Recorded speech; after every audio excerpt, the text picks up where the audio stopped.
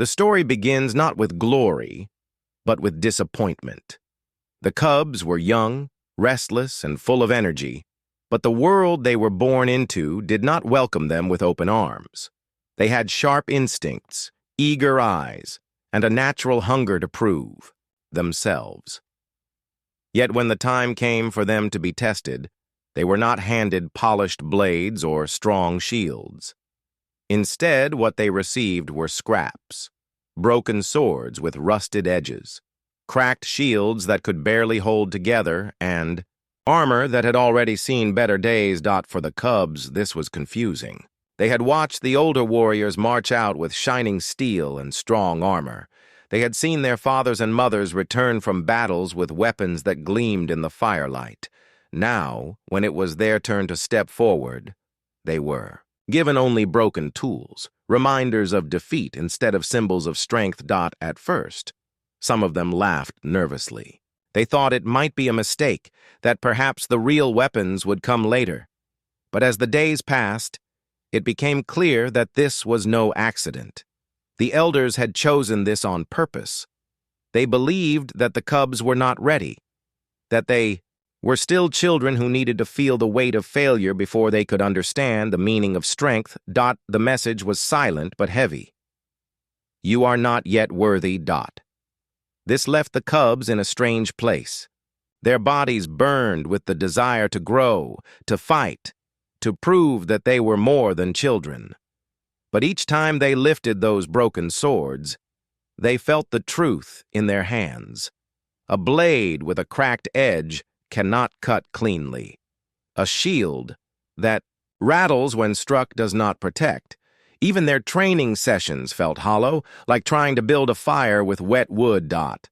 Some of the cubs grew frustrated. They swung their broken swords harder and harder, hoping that sheer strength might make up for the weakness of their tools. Others sat quietly, staring at the pieces of steel, wondering if this was a test they could ever pass. A few even whispered among themselves that perhaps they were being set up to fail. The elders, however, gave no explanation. They simply watched from a distance, as if waiting for something to happen. Perhaps they believed that hardship would make the cubs tougher. Perhaps they thought that by denying them proper weapons, they would force the young ones to discover strength within themselves. But to the cubs, it only felt like abandonment.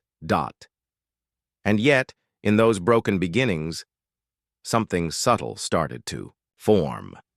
When a cub's sword cracked in half during practice, another stepped forward to share their own. When a shield splintered under pressure, the others gathered around to patch it with whatever scraps they could find. Slowly, without even realizing it, they were learning to lean on one another. Their weakness pushed them into unity, though. None of them had the words for it yet. Still, the frustration was real.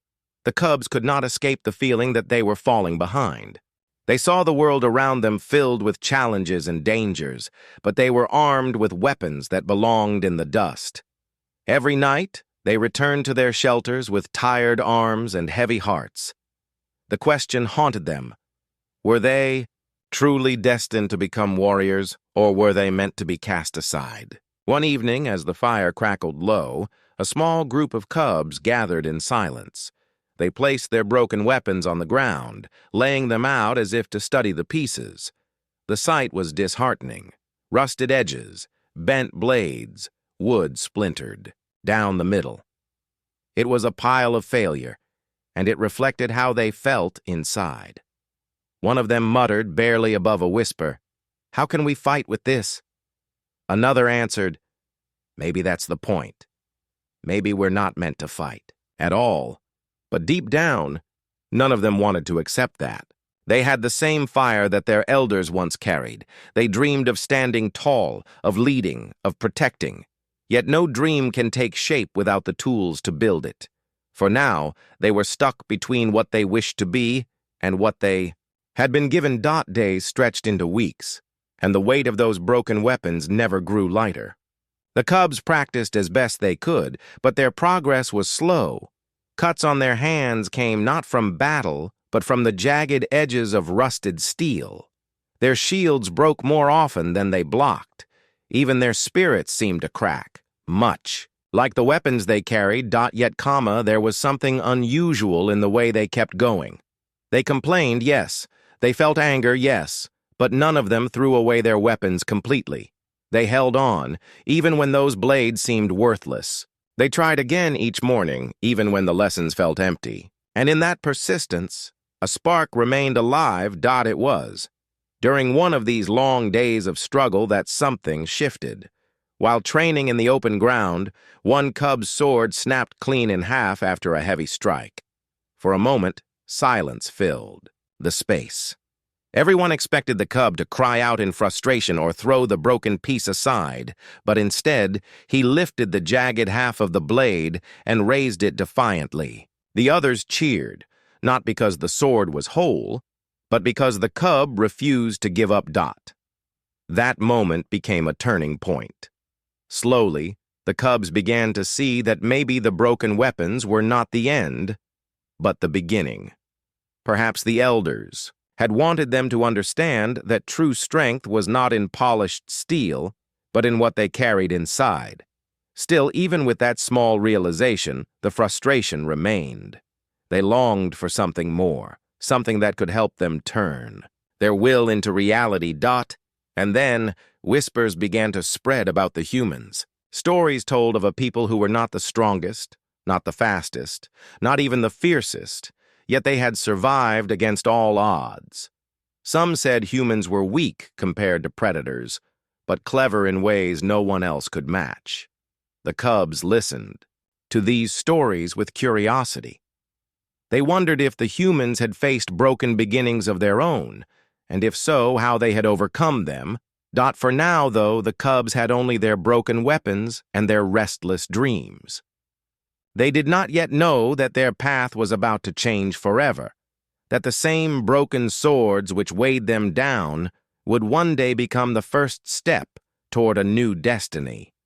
What they carried felt like failure, but in truth, it was the seed of something greater, the forge of unity that was yet to come. The days of broken weapons felt endless for the cubs. Each morning they woke with the same frustration. Each evening they returned with the same doubts. Their claws and teeth were sharp, but their hearts carried the weight of disappointment. The elders still said little, watching from afar as if waiting for the cubs to learn a lesson hidden in the scraps of steel. But the young ones had already reached the edge of their patience. It was during one of these weary days that the humans arrived. The cubs had heard whispers about them before. Strange beings, weaker in body yet clever in mind. They were not like the great warriors of their own kind. They were smaller, softer, and lacked claws or fangs. But they were said to have survived countless struggles, building tools, weapons, and even cities with their bare hands and unshakable will. The cubs never truly believed these stories. To them, it seemed impossible that such fragile creatures could carry the strength of warriors. When the humans finally appeared at the edge of the training grounds, the cubs froze in silence. The visitors carried no polished blades or shining armor, only simple packs on their shoulders and long tools slung across their backs. Their steps were steady, their faces calm, and their eyes sharp with purpose. There was no arrogance, no mockery, only a quiet confidence that seemed out of place in such small frames. At first, the cubs were defensive. They tightened their grips on their broken weapons, their pride still raw. They feared the humans would laugh, pointing at the rusted blades and cracked shields. But the humans did not laugh. Instead, they walked closer, studying the weapons with quiet seriousness. They looked not at the cubs with judgment, but at the steel with curiosity.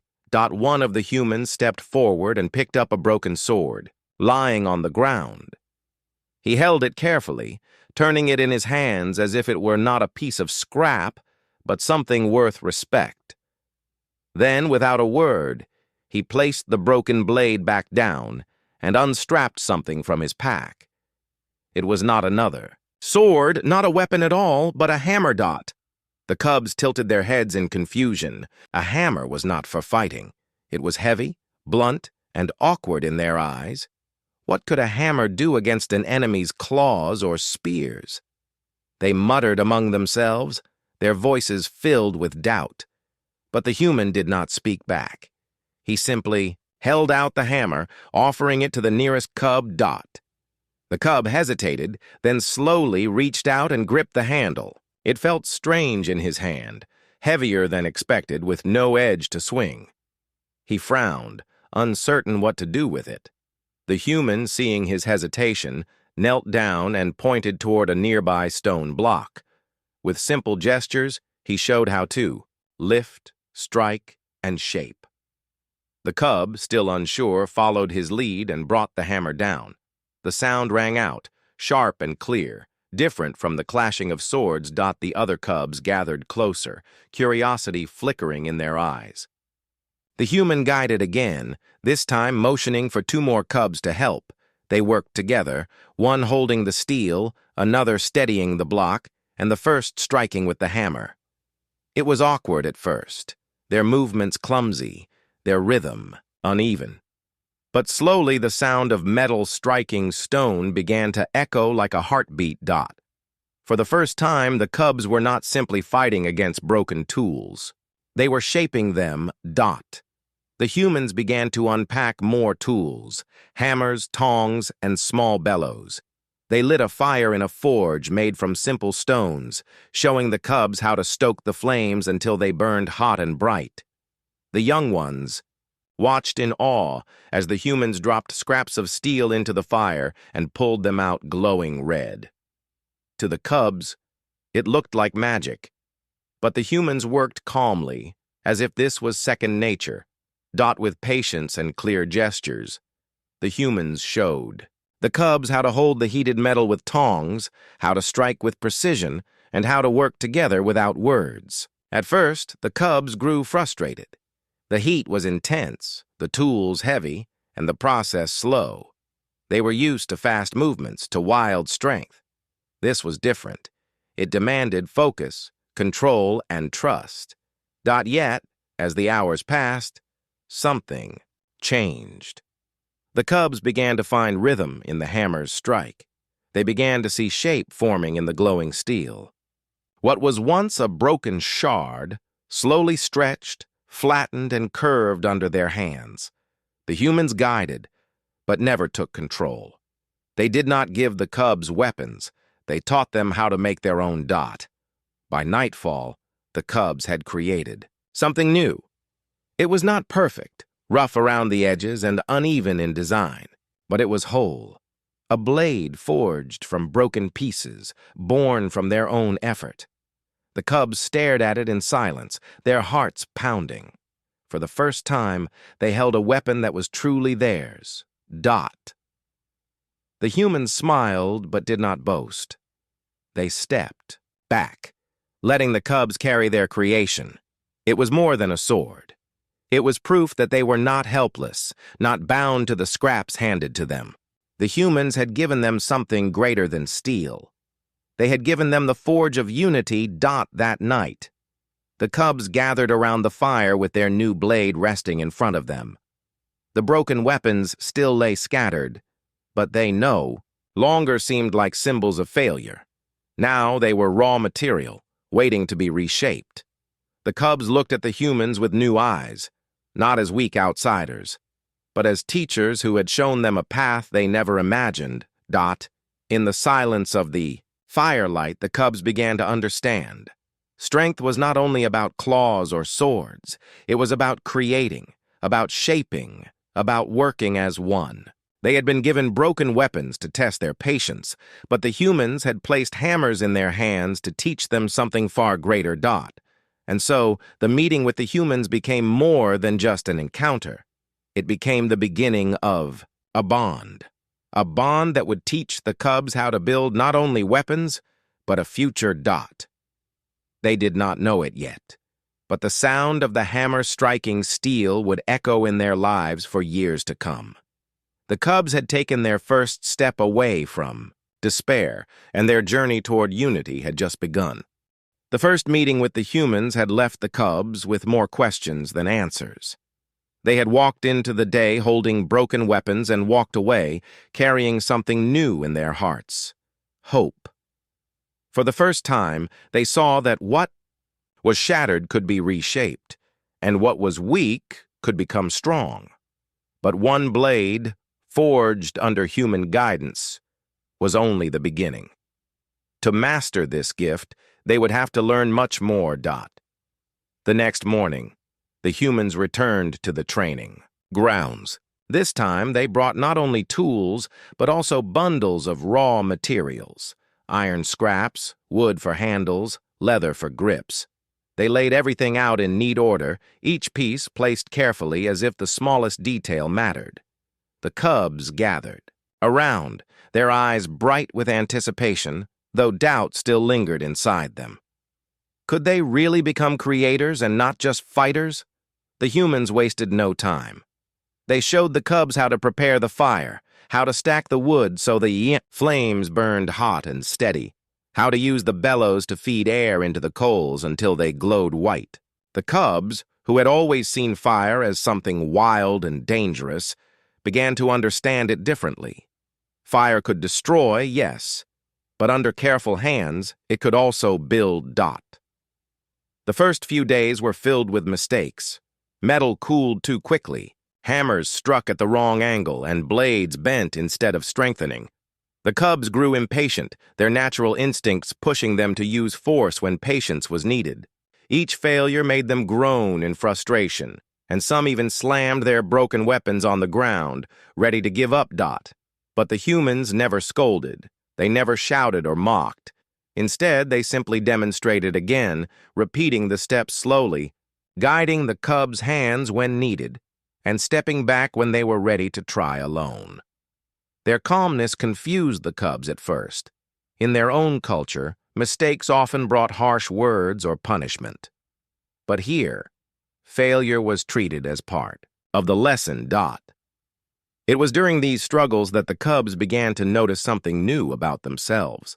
They had always competed against each other, each one eager to prove they were stronger, faster, or braver. But forging could not be done in isolation. One had to pump the bellows while another shaped the steel. One had to steady the work while another hammered. Alone, they failed. Together, they succeeded. Slowly, without realizing it, the cubs began to fall into rhythm. When one grew tired, another stepped in. When a mistake was made, the others offered support instead of blame. They began to cheer when a blade held its shape, and they encouraged one another when sparks flew the wrong way. The broken swords that once divided them were now replaced by a shared effort that pulled them closer. Weeks passed, and their skills grew. The cubs' arms grew stronger from hours of hammering, their eyes sharper from watching the glow of heated steel. Their paws, once clumsy, now moved with surprising precision as they held tongs or shaped hilts. Each weapon they forged carried marks of their progress, rough at first, then smoother, sharper, more balanced. The humans continued to guide, but less and less with each passing day. They stepped back often, watching as the cubs worked together, intervening only when absolutely necessary. It was as if they were quietly reminding the cubs that the forge was theirs now, not just a gift borrowed. One evening, after weeks of practice, the cubs stood in a circle around the fire. In their hands, they held weapons of their own making. The blades were not flawless, but they were strong and sharp.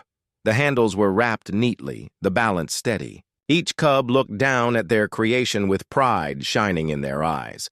These were not broken weapons handed down to them. These were born from their sweat, their mistakes, and their unity. But the lessons did not stop at forging.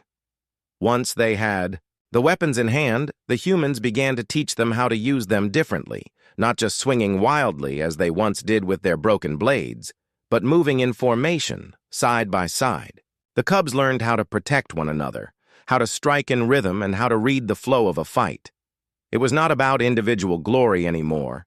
It was about the strength of the group.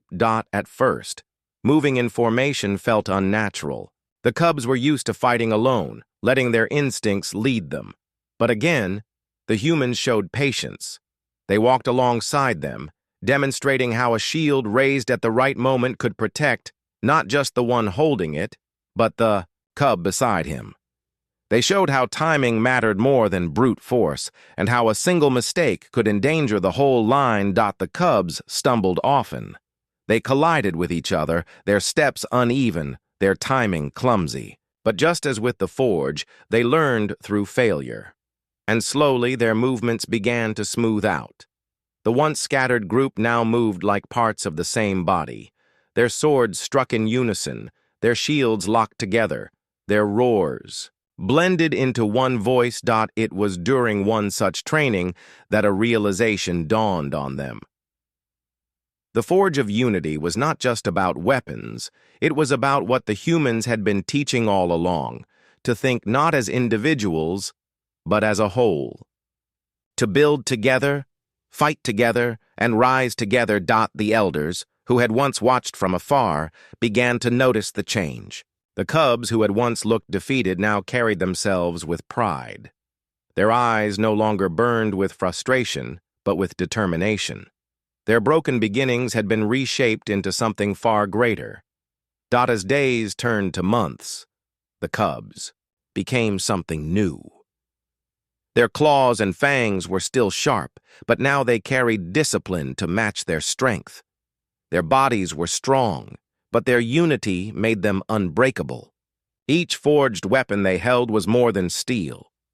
It was a symbol of who they had become. And the humans, who had once been strangers, were no longer outsiders in their eyes. They were teachers, allies, and in many ways, family. The cubs began to understand that the true gift the humans had given them was not the hammer or the forge. It was the lesson that unity could build a future stronger than any single warrior's strength. That night, as the cubs sat together under the stars, their weapons resting by their sides, one of them spoke softly. "We were given broken swords to remind us of what we lacked. But now, we have built something more. Not just weapons, but ourselves." The others nodded, their hearts filled with quiet pride. The journey had been painful, full of mistakes and doubt. But through it all, they had learned the Forge of Unity. And with it, they were no longer just cubs. They were becoming warriors. The seasons changed slowly, and with them the cubs changed too. What had started as a group of uncertain young ones with broken weapons had now become something far greater. They were no longer stumbling, no longer frustrated children wondering why the world had given them only scraps. Their bodies had grown stronger, their minds sharper, and their hearts steadier. The long days of forging steel, of training side by side with the humans, had shaped them into warriors. It was not a sudden transformation. There was no single moment when they all realized they had changed. Instead, it happened quietly, in the repetition of each day. The hammer striking steel, the sweat running down their faces, the long hours of drills until their arms ached and their feet were heavy, all of these became threads woven into who they were becoming. Each failure they endured, each lesson they learned, each strike of the hammer had carved away weakness and replaced it with resilience. The cubs carried new weapons now, not the broken blades once thrown at their feet, but swords and spears they had forged with their own hands. Each one was different, each one bearing the marks of the cub who shaped it. Some had blades wide and heavy, meant for strong strikes. Others were thin and sharp, designed for speed. The weapons were imperfect, but they were theirs, and that made them priceless. But the weapons alone did not make them warriors. It was the way they moved together that truly showed how far they had come.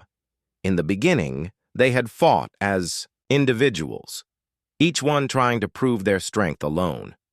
But under human guidance, they had learned something different. They had learned to fight as one. When they formed a line, their shields locked together like pieces of the same wall. When they advanced, their steps were steady, a single sound that echoed like thunder across the ground. When they struck, their blades rose and fell in rhythm, as if guided by one heartbeat. No longer did they stumble into each other or break formation in panic. They trusted one another, and that trust gave them power no broken sword could ever provide. The humans watched this transformation with pride. They had not given the cubs strength. The cubs already had that within them.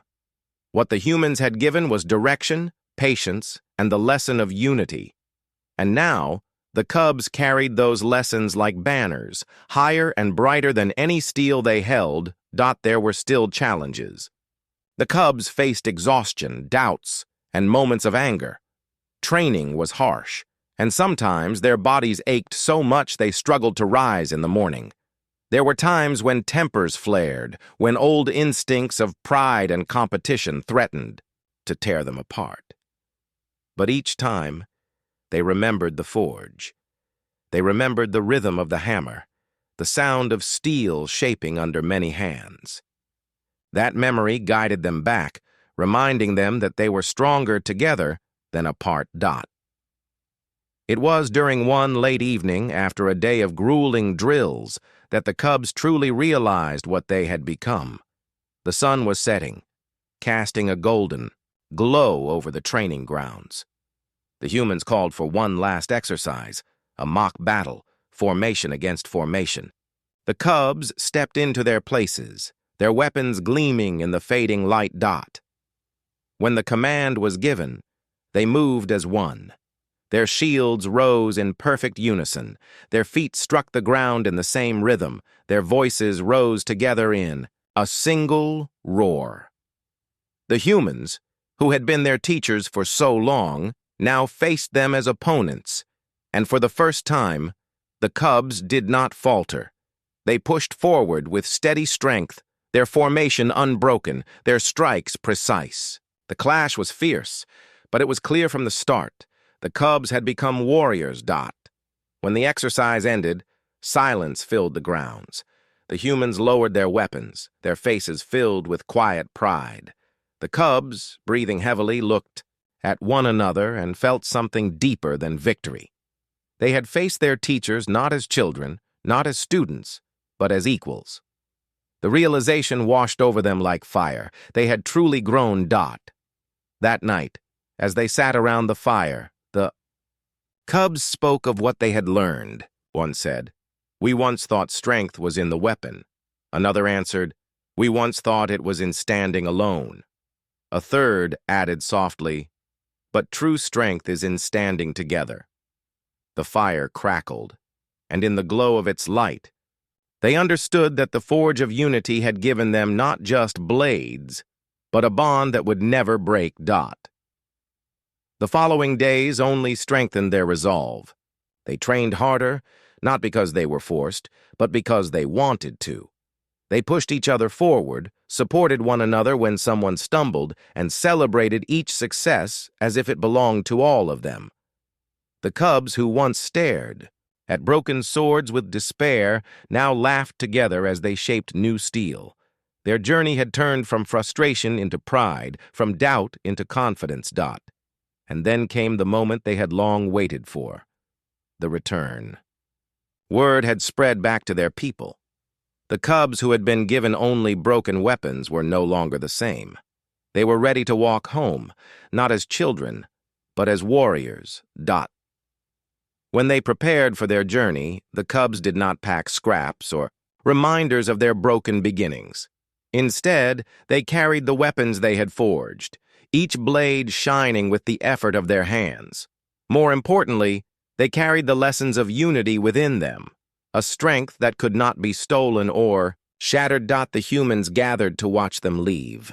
There were no speeches, no long farewells, only nods of respect, smiles of pride, and the quiet knowledge that something unshakable had been built between them. The cubs bowed their heads, not in defeat, but in gratitude, and promised with their eyes that they would never forget what they had been taught. As they walked away, their steps echoed like a drumbeat across the ground. Not the uneven stumble of children with broken blades, but the steady march of warriors carrying the forge, of unity within their hearts. They were no longer simply cubs. They were no longer defined by what had been given to them in the past.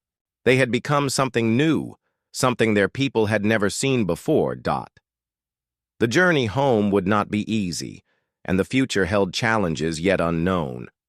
But as the cubs marched side by side, they felt no fear. They knew who they were now, and they knew what they carried.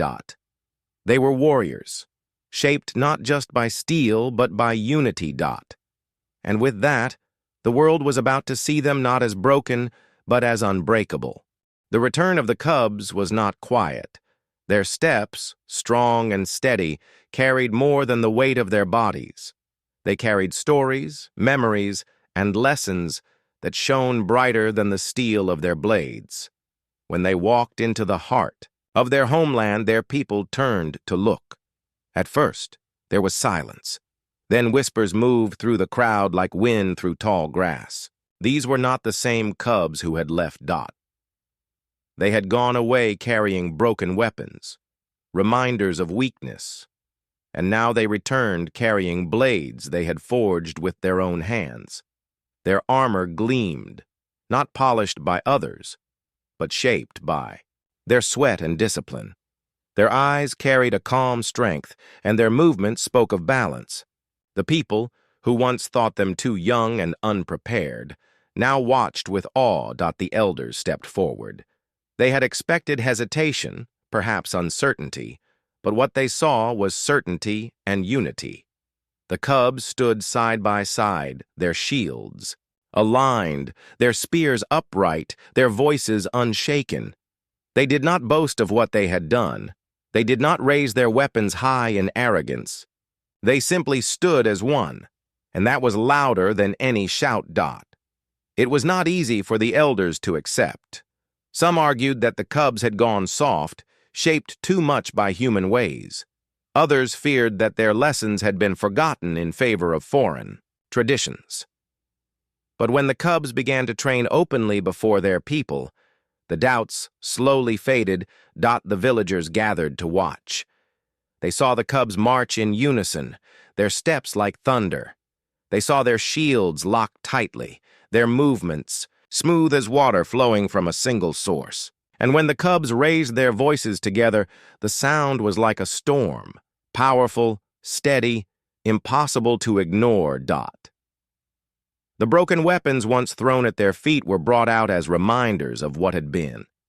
The cubs looked at them without anger, without shame.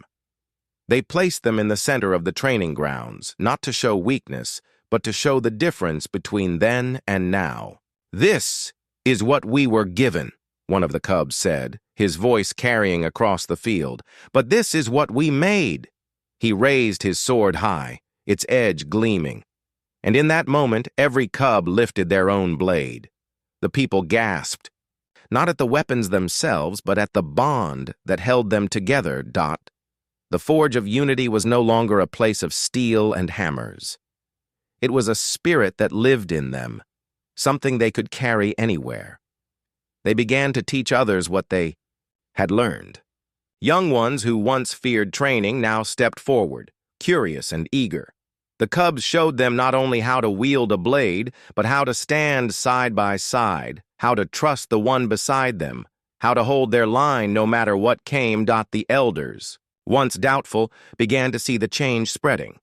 Arguments lessened, rivalries softened. The cubs had not just returned as warriors, they had returned as teachers. And in their lessons, they passed down something deeper than skill. They passed down the knowledge that true strength is not in standing alone, but in standing together. It wasn't only their own people who noticed. Stories of their transformation spread beyond their homeland. Traders carried whispers of cubs who had gone away, broken, and returned as warriors forged by humans. Travelers brought news of their discipline and their courage.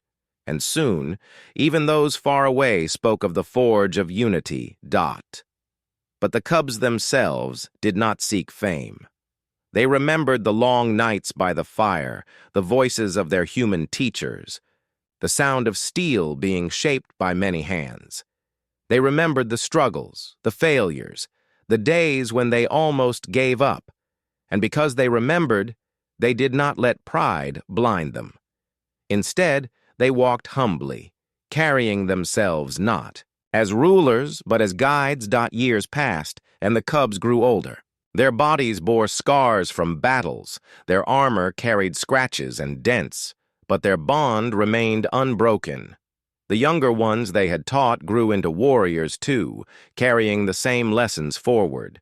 And slowly, what had once been only a group of cubs became a movement that touched an entire people. The broken weapons were never forgotten. They were kept in a hall built by the cubs, not as symbols of shame, but as reminders of the journey. Visitors came to see them to hear the story of how broken steel became whole again through unity. Each weapon told part of the tale: a cracked blade, a bent spear, a shield with holes. They were displayed beside the shining swords and spears, forged later, side by side, past and present together. The hall itself was called the Hall of Unity, and it became a place where young ones would gather to learn not only the art of war, but the art of trust. The legacy of the cubs was not measured in battles won or enemies defeated. It was measured in the way they changed hearts. Their people no longer saw brokenness as the end, but as the beginning of something greater. They learned that a weapon could be reforged, and so could a person. They learned that mistakes, failures, and struggles could become the foundation for strength. The cubs had been given broken weapons, but what they returned with was far greater than steel. They returned with unity, with resilience, with a bond that nothing could break. That was their true gift to their people, and it was a gift that would last longer than any blade. As the years rolled on, the cubs became legends. Songs were sung about the day they returned, carrying their forged weapons and marching as one. Stories were told around fires of how they learned from the humans, how they shaped themselves in the forge of unity. Children grew up hearing these tales, dreaming not of fighting alone, but of fighting together. And so, the legacy continued, not in the cubs alone, but in every young one who picked up a blade and stepped onto the training ground. Every time a shield wall was formed, every time a group marched in step, every time a warrior chose to protect the one beside them instead of standing apart, the forge of unity lived again. The cubs, who once left with broken swords, had not only changed themselves. They had changed their world. And though time would one day take their voices, their lessons would echo forever, carried forward by every hand that raised a blade not for pride, but for unity. Their legacy was not steel, not war, not even victory. Their legacy was unity.